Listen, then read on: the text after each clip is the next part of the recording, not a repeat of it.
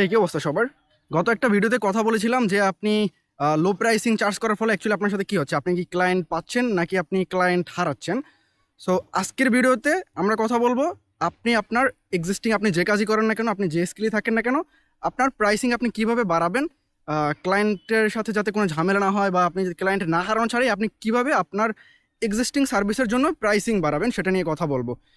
আমরা প্রাইসিং বাড়ানোর ক্ষেত্রে অনেকে মনে করি যে প্রাইসিং বাড়ালে হয়তো আমি ক্লায়েন্ট হারাবো, ক্লায়েন্ট পাবো না, যারা ক্লায়েন্ট আছে তারা আমার চলে যাবে।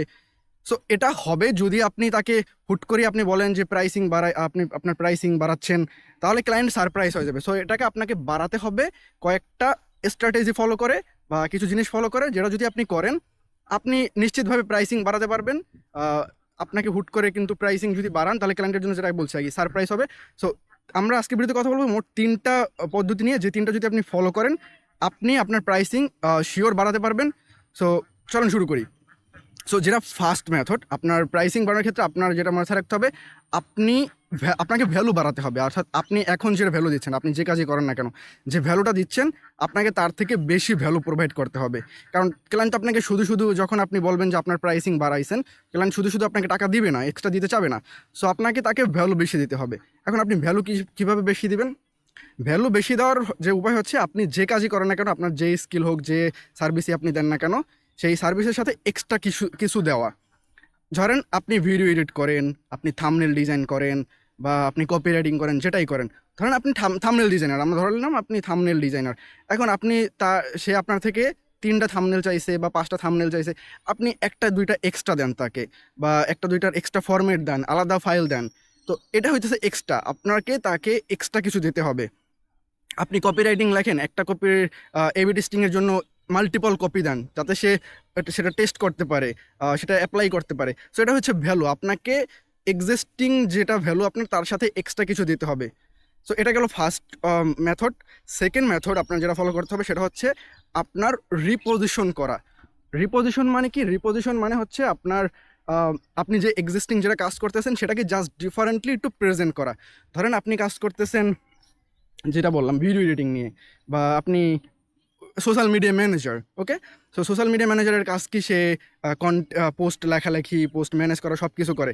এখন আপনি ক্লায়েন্টের কাছে কি অফার করতেছেন? আপনার অফারটা হচ্ছে এরকম যে আমি তোমার সোশ্যাল মিডিয়ার পোস্ট ম্যানেজ করব বা সোশ্যাল মিডিয়া পোস্ট করে দিব। সো আপনি জাস্ট এটা কি একটু ডিফারেন্টলি বলেন যে আমি তোমার বিজনেসের কন্টেন্ট ম্যানেজ করব।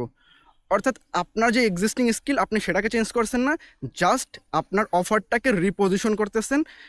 এবং এর ফলে যেটা হয়, আপনার ইনস্ট্যান্ট ভ্যালু বেড়ে যায়, ক্লায়েন্ট আপনাকে ডিফারেন্টলি ভাবতে শুরু করে। আপনি জাস্ট বলছেন যে আপনি তার সোশ্যাল মিডিয়ার জন্য পোস্ট লিখে দিবেন, এটা একটা জেনেরিক ওয়ার্ড মনে হয়, বাট আপনি যখন বলেন বিজনেসের জন্য কন্টেন্ট ম্যানেজ করবেন, কন্টেন্ট লিখে দেবেন, কন্টেন্ট ম্যানেজ করবেন, এটা একটা হাই অফার হয়, অফারটা অনেক কোয়ালিটি অফার হয়। সো এর ফলে ক্লায়েন্ট, আপনি যখন বলেন যে আপনি আপনার এটার জন্য প্রাইসিং বাড়াইছেন, ক্লায়েন্ট অ্যাকচুয়ালি সারপ্রাইজড হয় না। এবং থার্ড যে জিনিসটা সেটা হইতেছে আপনাকে কনভারসেশন করা ক্লায়েন্টের সাথে।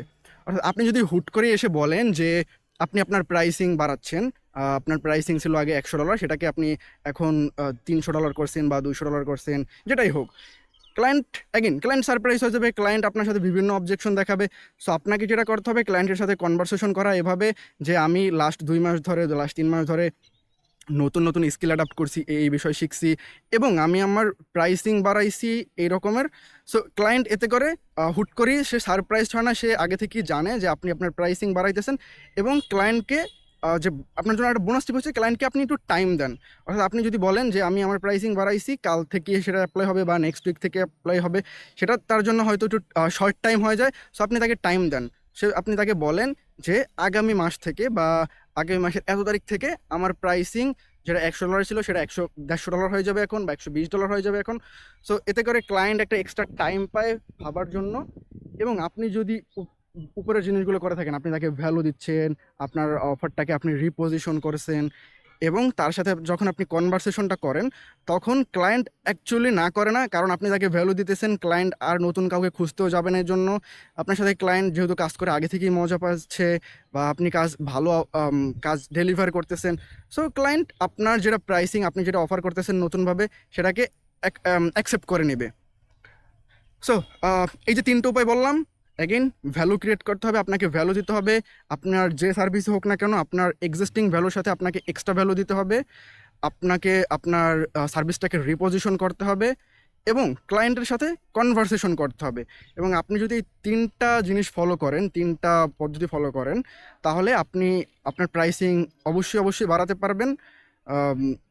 So yeah, that's all. এটা ছিল আজকের কুইক টিপস। আপনি যদি প্রাইসিং বাড়াতে চান, today is day 24 of my 30 days challenge. দেখা হচ্ছে 25তম দিনে নতুন কোনো টপিক